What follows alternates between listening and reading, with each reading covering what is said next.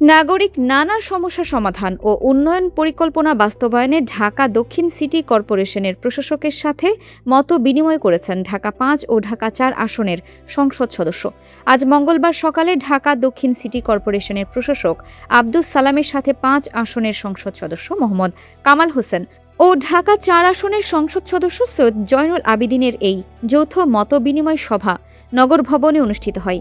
এ সময় সিটি কর্পোরেশনের প্রধান নির্বাহী ও নির্বাহী প্রকৌশলী সহ ঊর্ধ্বতন কর্মকর্তারা উপস্থিত ছিলেন।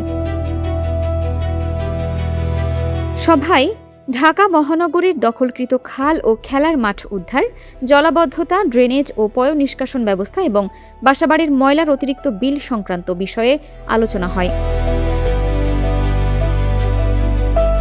এছাড়া বর্জ্য ব্যবস্থাপনা, পরিবেশ রক্ষা, রাস্তাঘাট পরিষ্কার পরিচ্ছন্নতা, ফুটপাত দখলমুক্ত করা, ডেঙ্গু ও মশক নিধন কর্মসূচি এবং মাদক বিরোধী কর্মসূচি সহ নানাবিধ সমস্যা সমাধানের লক্ষ্যে বিস্তারিত আলোচনা হয়।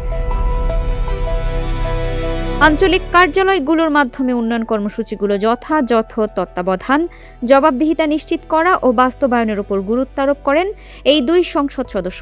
তাদের উপস্থিতিকে স্বাগত জানিয়ে ঢাকা দক্ষিণ সিটি কর্পোরেশনের প্রশাসক বীর মুক্তিযোদ্ধা আব্দুস সালাম বিদ্যমান সকল সমস্যা সমাধান ও উন্নয়ন পরিকল্পনা বাস্তবায়নে যৌথভাবে কাজ করার প্রতিশ্রুতি ব্যক্ত করেন।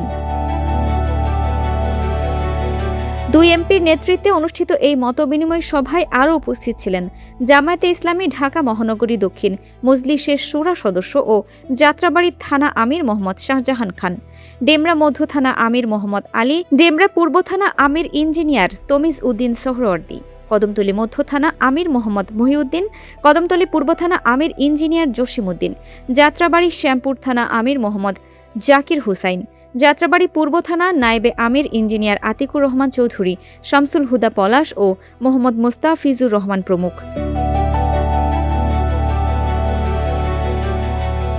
Farhana Nizam, desk report, Dinajpur TV.